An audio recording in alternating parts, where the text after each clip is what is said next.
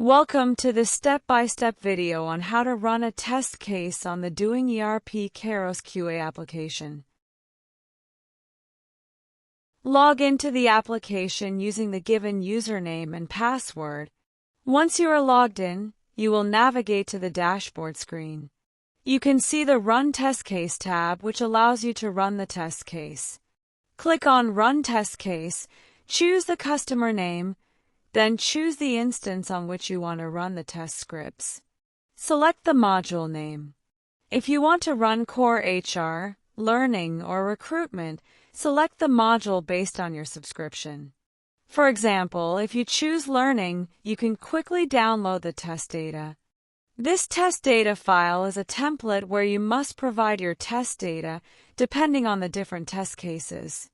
There is a color code provided for these test cases. Based on the color code, you can mark all the mandatory fields required to execute the particular test case. After making changes to this template file, save the Excel file with a different name. Navigate back to the application and choose the test case you want to execute. You can view all the test cases under the selected module. Select any one, for example, adding classroom.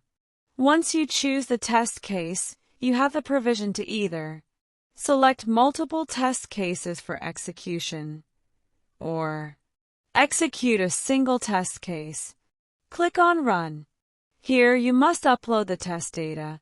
Click on Upload Test Data and provide your updated file. Choose whether you want to execute the test case in parallel or as a single execution. If you want to view the live execution, ensure that grid mode is turned on. Choose your preferred browser and click on Submit to start the test case execution. Once the test case is submitted, you can check the notification bar to view the execution progress.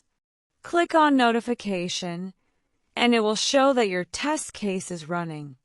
Click on Show More to view detailed test case execution.